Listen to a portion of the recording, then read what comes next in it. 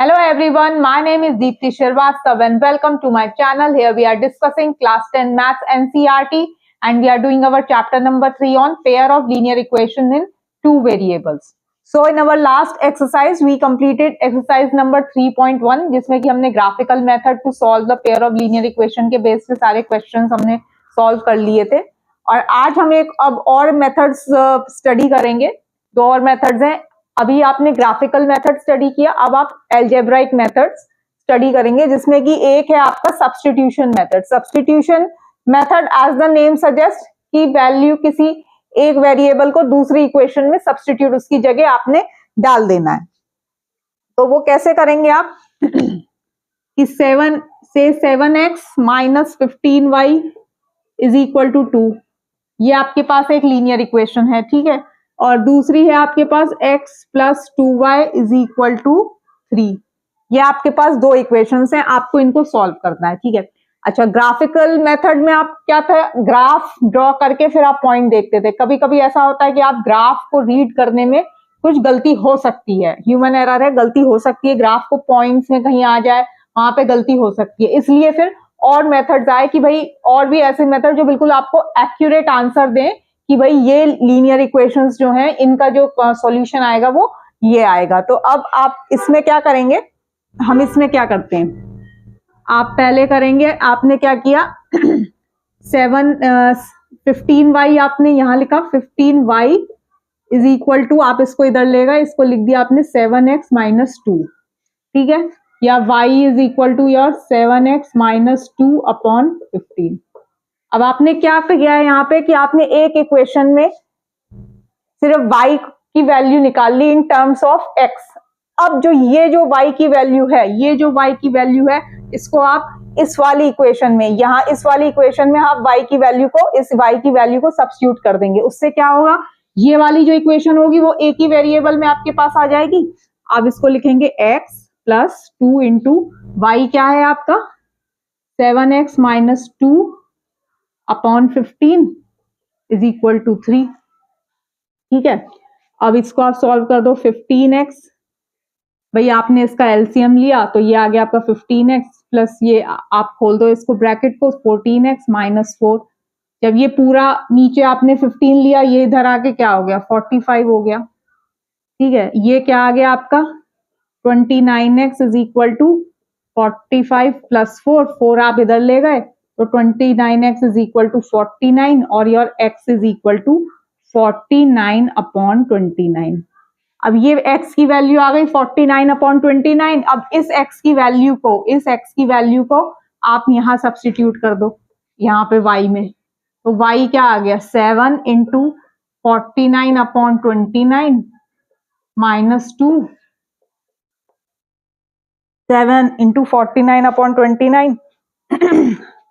तो जब आप इसकी वैल्यू को सॉल्व करेंगे तो आपके पास y की वैल्यू जो है वो 19 अपॉन 29 आ जाएगी। इसको आप अगर जब सॉल्व करके देखेंगे तो आपके पास y की वैल्यू जो है वो आ जाएगी 19 अपॉन 29। तो this is how you solve the equation using the substitution method, जहां पर आप एक को पहले एक वेरिएबल को दूसरे वेरिएबल की फॉर्म में निकाल लेते हैं और उसके बाद आप उसको दूसरी इक्वेशन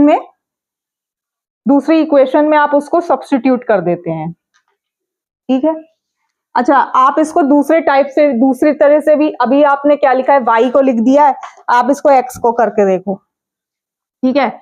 ये तो यहाँ पे आया है, इसको अब आप इस तरह से भी लिख सकते हैं जिससे आपको ये पता लग जाएगा कि भाई दोनों तरीकों से आपका आंसर वही आएगा, दोनों तरीकों से आपका जो आंसर है वो वही आएगा। तो आप अब क्या, आपके पास इक्वेशन थी 7x minus 15y is equal to 2, ठीक। 7x is equal to 15y plus 2 या x is equal to 15y plus 2 upon 7, ठीक है। अब इसको यहां लगा दो, 15y plus 2 upon 7 plus 2y is equal to 3। ये आ गया आपका 15y प्लस 2 प्लस ये आ गया 14y इज इक्वल टू, यहाँ आ गया, तो ये आ गया आपका 29y इज इक्वल टू 19 और y is equal to your 19/29, जो वहां पे हमने वैसे निकाला था। अब इस y की वैल्यू को अब यहाँ डाल दो, तो y की x की में आपने यहाँ पे ये सब्स्टिट्यूट किया, तो x is equal to 15/19/29 plus 2/7। तो ये अब ये आपका क्या आ जाएगा, आप इसको जब इसको सॉल्व करोगे, आप इसको सॉल्व करके देखना, आपका जो x की वैल्यू है वो आएगी आपकी 49/29। या आप इसको यहाँ पे सॉल्व करके एलसीएम लेके और सॉल्व करके देख सकते हैं कि आपकी जो वैल्यू आएगी वो यही आएगी। चलिए, तो ये तो एक था सब्स्टिट्यूशन मेथड का। जो वर्ड प्रॉब्लम्स आएंगी, जो मेनली आपको वर्ड प्रॉब्लम्स करने को मिलेंगी, वर्ड प्रॉब्लम्स में एक आपको क्वेश्चन दिया गया है कि एक आपको बोला गया है कि Aftab tales his daughter, Aftab tales his daughter, एक एग्जाम्पल है कि भाई ये एक आदमी है जिसका नाम बताया गया आफ्ताब, ठीक है, और इसकी एक से डॉटर है। वो क्या बोल रहा है, तो पहले तो उनकी एज आपको निकालनी है, ठीक है, कि एट द प्रेजेंट उनकी क्या एज है। तो let age of Aftab be x and let age of daughter be y, ठीक है।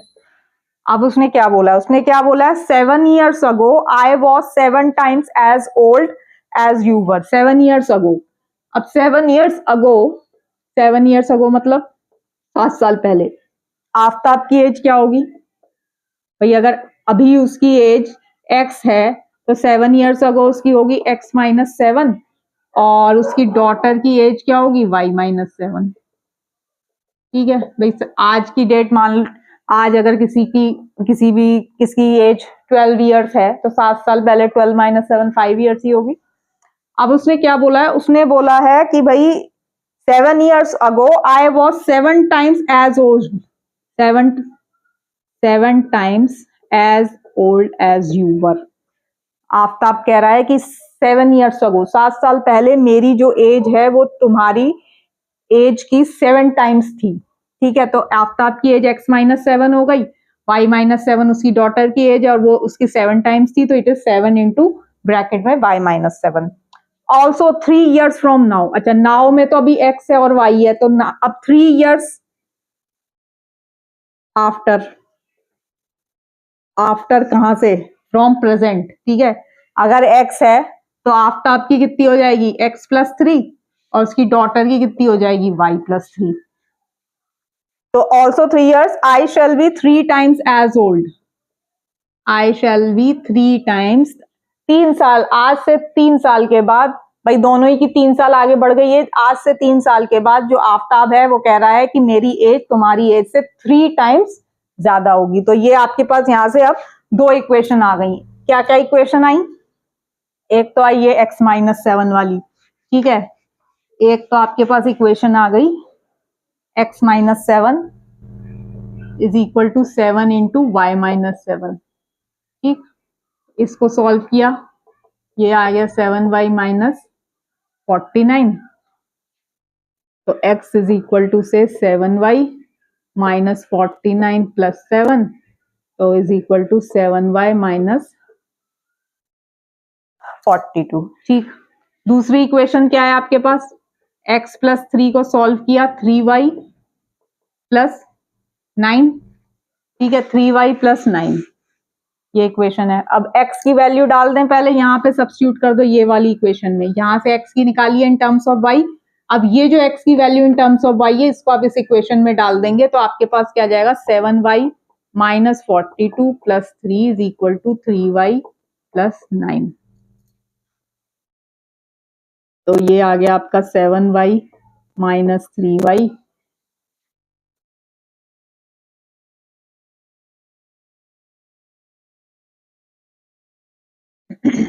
तो ये आ गया आपका 7, आपने यहाँ पे किया x + 3 is equal to 3 times of, आपने किया था y + 3 टाइम्स ऑफ y + 3, ठीक है, 3 times of y + 3 times of y + 3। तो आपने यहाँ पे x की वैल्यू डाली, x की वैल्यू आपने क्या निकाली थी, 7y - 42। अच्छा, तो 7y minus 42 plus 3 is equal to your 3y minus 9। ठीक है, तो अब आप इसको आपने क्या किया, अब आपने इसमें क्या किया,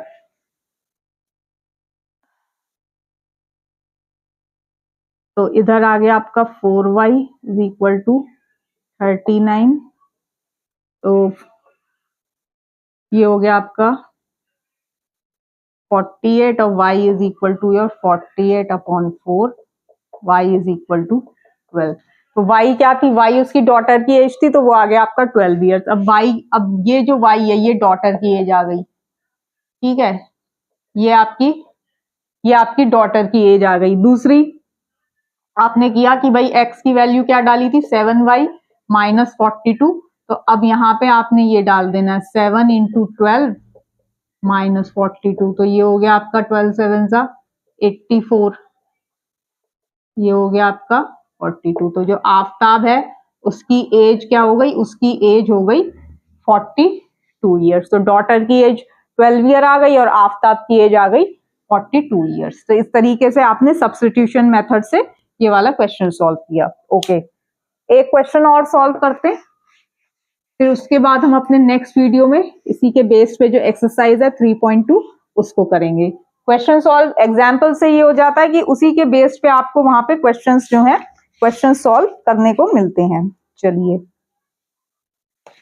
तो इसमें आपने एक जो रेल क्रॉस का एक क्वेश्चन आपकी एनसीईआरटी बुक में दिया गया है कि देयर आर 2 रेल्स। ठीक है, उस 2 रेल्स की आपको इक्वेशंस दी गई हैं। चलिए देखते हैं। 2 rails are represented by the equations. दो रेल्स हैं, उनकी इक्वेशन दी गई है। ठीक है, एक है आपकी x plus 2y minus 4 is equal to 0। अच्छा, दूसरी है 2x plus 4y minus 12 is equal to 0। ये बोला गया है कि भाई विल ये 2 रेल्स हैं, देयर आर 2 रेल्स जिसकी कि ये इक्वेशंस दी गई है। Will these 2 rails cross each other, क्या ये दोनों एक दूसरे को क्रॉस करेंगी? तो क्या करते हैं, चलिए, ये इक्वेशन 1 है, ये इक्वेशन 2 है। तो फ्रॉम इक्वेशन 1 आपका आ गया x plus 2y is equal to 4, या x is equal to your 4 minus 2y। चलो, अब ये जो इक्वेशन आई x आया, put this x in equation number 2। अब वो यहां डाल दो, तो 2 into 4 minus 2y plus 4y minus 12 is equal to 0। ये आ गया आपका 8 minus 4y plus 4y minus 12 is equal to 0। ये कट गया, ये आ गया माइनस 4। नॉट पॉसिबल, भाई ये एक तरफ माइनस 4 आ रहा है, hence these 2 equations have no solution, इनका कोई सॉल्यूशन नहीं है। So no cross. ठीक है, no crossing with each other, ये दोनों एक दूसरे को क्रॉस नहीं करेंगी, ये they will be running parallel to each other. तो इस टाइप से भी आप सब्स्टिट्यूशन मेथड से निकाल सकते हैं कि भाई आपने देखा कि ये तो पॉसिबल ही नहीं है कि -4 इक्वल्स टू 0, ये तो ट्रू है ही नहीं। So that means these 2 equations they have no solution. So वो जो 2 rails की जो equation दी गई है, they will not be crossing each other. Okay. So today we have discussed substitution method to solve the pair of linear equations in the 2 variables. Based on this, we have exercise number 3.2 which we will be doing in our next video. So chapter 3 के जितने भी videos हैं वो आपको chapter 3 pair of linear equation in 2 variables की जो playlist बनी हुई है उसमें मिल जाएंगे। आप वहां पे जाके उससे पहले के वीडियोस भी चेक कर सकते हैं। सो होप आपको मेरी वीडियो अच्छी लगी होगी। अगर अच्छी लगे तो प्लीज लाइक, शेयर और सब्सक्राइब जरूर करिएगा। Thank you so much.